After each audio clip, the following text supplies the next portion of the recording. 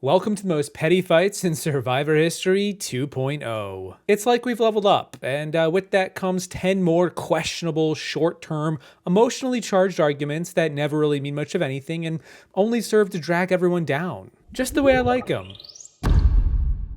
Internet, if you missed my previous video, it covers the most petty fights from the oldest seasons of the show. You know, from all the boomers and the Gen Xers out there. Check it out, because we are now entering the more middle school era, where the bullies hit a bit harder and the curse words, they're our bread and butter. The next petty fight to make this list is from Season 23, South Pacific, and it happens at the Final Five. The first Final Five, before Ozzy comes back, before Brandon Hans gives up immunity. Because going into this episode, Brandon was the next to go, but then he won the challenge and was now safe. He didn't realize just how dire his situation was, and then after he won, the target then shifted to Albert. This whole fight is a dogpile, and Albert really does a poor job at explaining himself, and yet he does such a poor job that Brandon, who called him out in the first place, can't help but feel bad for the guy and ends up giving him the immunity necklace by the end of the episode. And then Brandon gets voted out. Never mind the pettiness, this is the most backwards outcome I have ever seen. You went up to Rick yesterday and said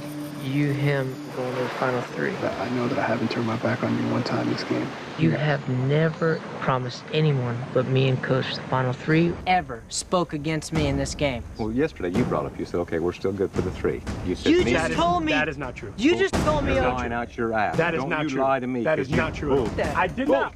Why is his word higher than mine? Let me tell you right now the truth, man.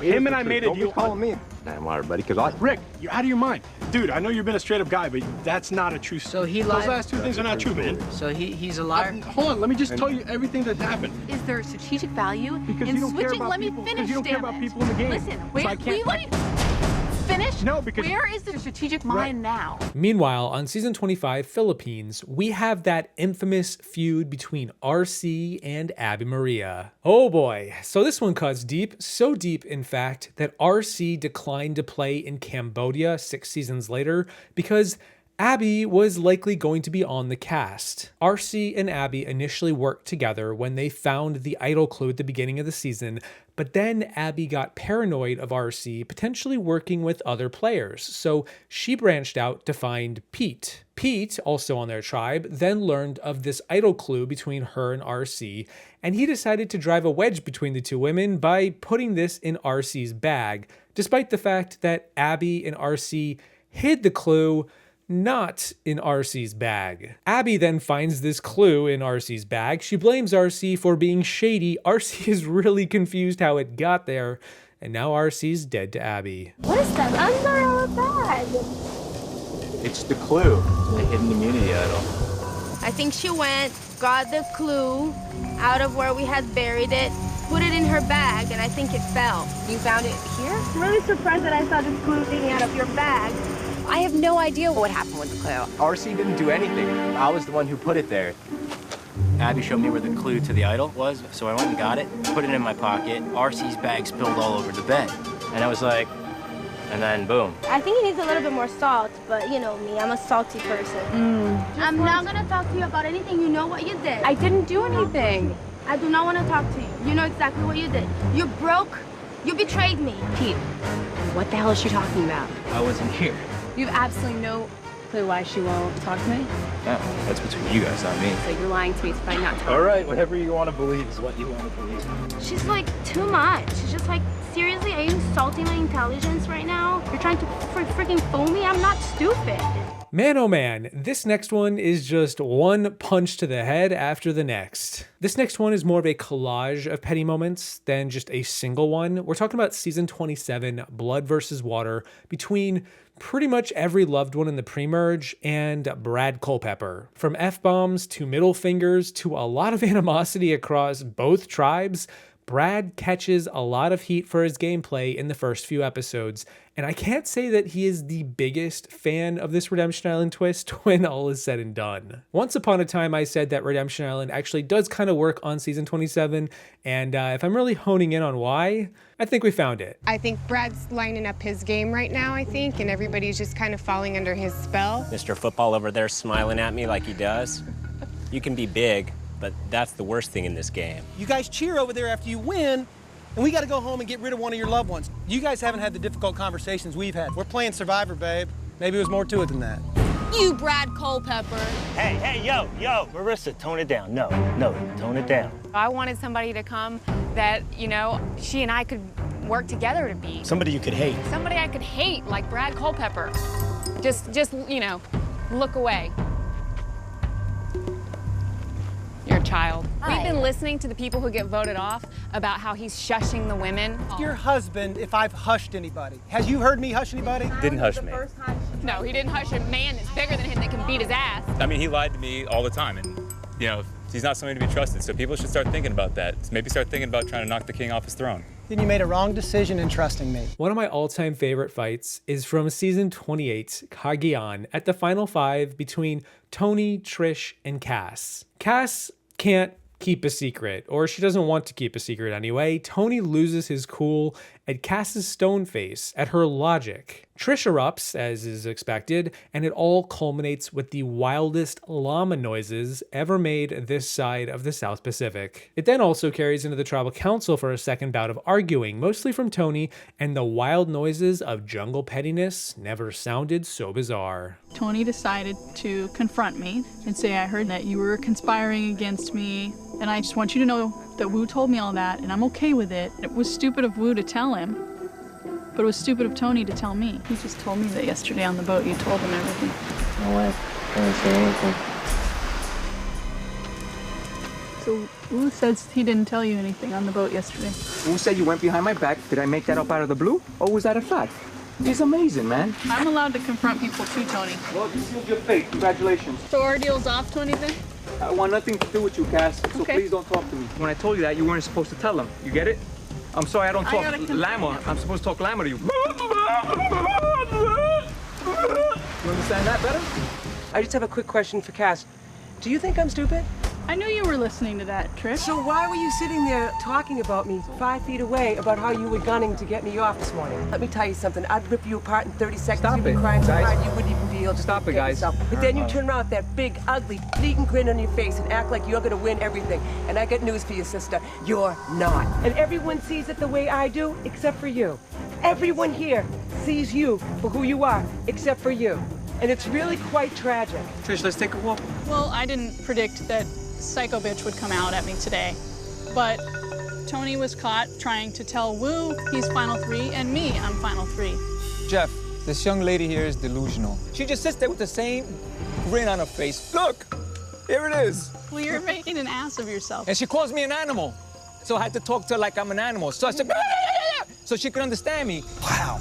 On season 29, San Juan del Sur, we get a moment between former pro baseball player John Rocker, calling himself John Wetland, and the eventual winner of the season, Natalie Anderson. Now, from behind the scenes, John, I think, made a comment about Natalie's twin sister Nadia getting voted out first, and so Natalie clapped back at him right as her tribe beat him and won a challenge. A heated fight occurred, throwing John's past into the limelight, and I gotta imagine this is exactly the juice the producers were hoping for by casting Mr. Rocker. Sorry, Wetland. Change it up. Hey, Mal. Hey, Mal. I'm talking to you. Don't worry about it. Calling a Don't worry about racist. it. Hey, Mal, save it. Bad sportsman. Yeah, right back at you. Hey, yeah, we're good, girl. And he's a bad sportsman. Bad sport. Why'd you say something Racist. homophobic or racist like in your past? They're saying all this stuff that has to do with that article. Just vote him out. Get together and vote him out. If you were a man, I would knock your teeth out. Oh you my look like God. a man. You can knock but me if you're out, a bro. female- Knock me out. I'm not scared of you, bro. Take all the stuff down, let's fight. Later in the same season, San Juan del Sur, we had another fantastically petty fight between Reed and the Wicked Witch of Central America, Missy. Reed was on the bottom of the tribe, and a particular reward challenge was rubbing him the wrong way with how the Majority Alliance were all throwing it to let Missy win. Honestly, even Jeff Probst was pretty pissed off at this point. After a few comments were exchanged, Missy and Reed began to snap at one another, and then Baylor, Missy's daughter, entered the ring, and this This storyline continues right up until the very end of the season at the final tribal council. In fact, I kind of want to just point out for those who didn't realize that Reed votes for Jacqueline to win the game, not Natalie, not because he thought that Jacqueline deserved it the most, but because he didn't want Missy to tie with Jacqueline for runner-up. With his votes, he wanted to ensure Missy got third place and less money in the bag. If that doesn't take the cake, I don't know what does. We like her a lot. I'm sure you do. You like everybody, Reed. Because I'm a people person, Baylor. You're a brat. Excuse me? That's my kid. Girl, I know it's your kid. It's a girl. She's a mom.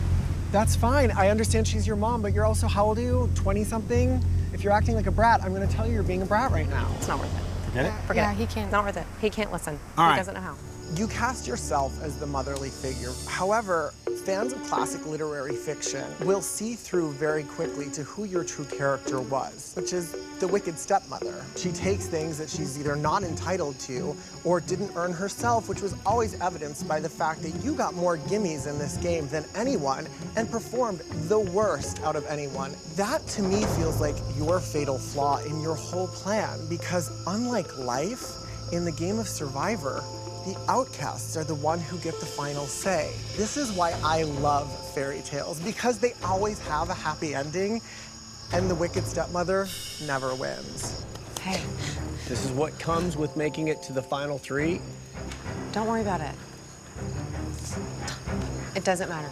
I know. On season 30, Worlds Apart, we saw Rodney square off against Lindsay in the pre-merge over on the Blue Collar Tribe. This was a tribe of hot-headed personalities who all wanted to take charge, and Rodney had a very peculiar view of the differences between gender roles in relationships. And Lindsay was kind of just having none of it, decided to challenge Rodney and his double standards, and here we go. Girls need to hold themselves to a higher standard than guys. That is such crazy logic to me. If I go to the club and I was like, oh, I just broke up with my girl, I'd have to put in work. That's why you don't hook up That's with why people you don't from a meet club. people at a club. Or the bar. Or you could hook up with somebody at a carnival or a museum. It doesn't matter. If you were my son, I'd break your jaw and feed it to you for breakfast. The bottom line is everyone is on the equal playing field. And if you think women should hold themselves to a higher standard, then you should hold yourself to a higher standard. That's how your mom thinks? Is that how your mom raised you? Huh? That's how your mom raised you? That is, man. It is what it is. Yeah. Okay. All right. Okay. I don't know why we're fighting over something so stupid, but... With season 31, Cambodia, Second Chance, we got the mostly one-sided beef, or should I say chickens, with Kimmy versus Monica. And like, go figure, the OG petty fight starter from season 2, Australia, Kimmy returns to defend the wildlife once more, and then fights for the desire to eat the clams. Wait, what? As it turns out, Kimmy described herself back in season 2 as a fake vegetarian who would eat seafood, so while she thought to protect the chickens in Australia, here in Cambodia, she was all for eating the clams in the ocean. Monica wanted to ration the clams and not eat so many, and maybe not deplete their shores so quickly, and Kimmy took those comments and ran with them. Monica, she's a snake in the grass, definitely not a clam in the ocean. What a 180 to conclude Kimmy's 2-fight petty arc.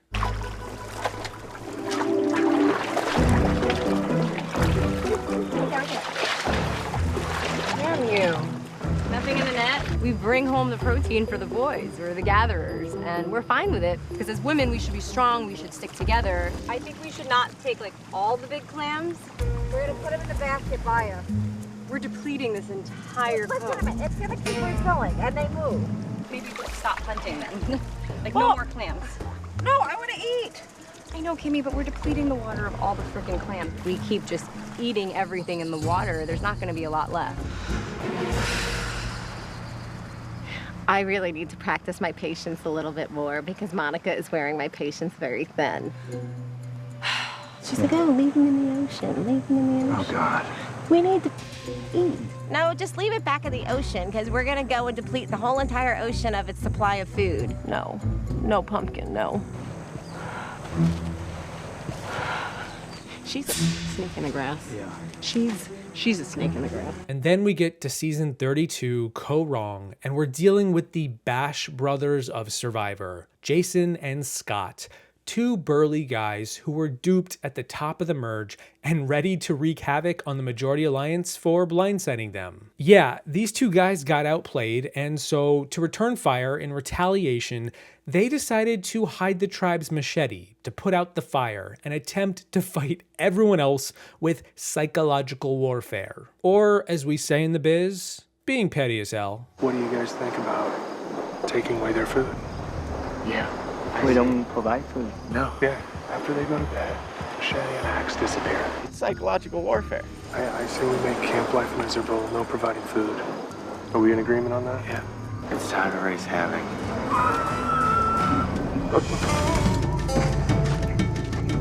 Here's a good path. I'll never find that. Jason, do you mind? If you hold up war, thank you. What's up? Sure. See the axe? Axe and machete gone. No machete? No axe. Where'd they go? Sabotage. I think that would be the correct word, sir. Nice. That like popped right open. It's actually kind of fun how That was the tipping point. I was like, okay, well, you're bragging again. And now I'm steaming, so I'm gonna do something stupid. Come on, man. That's a cheap shot. You're the fire starter. Start the fire. I don't even know what to say. True colors come out. Just started. I know that what started. That's fine. We'll put it out again. But we have to tomorrow make their life difficult. Yes. The 20th overall petty fight to make the cut goes to the ever so memorable one-sided atomic bomb dropping that was Debbie versus Brad on season 34 Game Changers. I honestly don't even really know how to explain the build-up to this one other than to just say that Debbie is unpredictable and all over the place, and if there is one thing we've learned about Brad Culpepper, it's that he really finds the most innocuous ways to get people pissed off at him. Damned if he does, and if he doesn't, Brad is seemingly reasonable with Debbie. He listens to her, he lets her do her thing, and, well, yeah. I have a really good sense of balance. Okay, then you balance. So you go plate, Okay. your bow, you're digging. Okay, She's not comfortable with. Yeah. Okay, got it. It is now Debbie on the course for Mana with the handle. Debbie had the lead for Mana, but she has lost it. Debbie continues to struggle. Go. Debbie drops. She's got to go back. Oh, Debbie. No, Debbie's got to go back. Mana was in the lead, but they are dead last now as Debbie drops again. She has lost a lot of time. Debbie continues to try to get through this obstacle for Mana. Debbie fails again. She was adamant about doing it, wasn't she? I know. Nuka wins reward. Good job, baby. Mana comes up empty-handed. Yes. You finished it. Once again, we lost, and we don't strategize. It's a dictatorship with Brad just telling people what positions they're going to take. I have a really good sense of balance. Okay, then you balance. Here's what it comes down to. It's a total lack of respect for me. If Haley wants to do the balance beam, even though she cost us peanut butter and jelly by dicking around for 10 frickin' minutes, and I zipped across a balance beam in 30 seconds, that means you don't respect me. It's frickin' nauseating, frustrating, and I'm pissed! Watching Debbie get upset like that, I got really scared. I think Debbie just different. She's like a crazy lady. She's good in a balance beam. She cost us peanut butter and jelly. Debbie thinks she's an expert in everything, but Haley is better than her. Why don't you just shut the f up and not talk? I get it. It's cool. I'm good.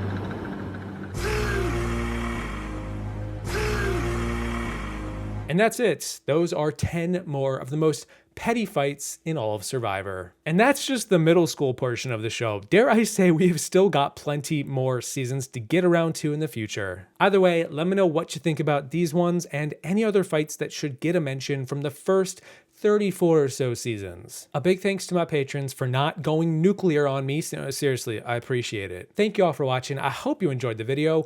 Don't forget to think of the clams on your way out, and I will see you in the next one once I rebrand this video series from petty fights to psychological warfare. Yeah, that's what we're calling it. Ty, you look like you're ready for some love. Who you want to see? The love of my life, Mark. Mark, come on out. Mark, tell me about Ty. He's an incredible person.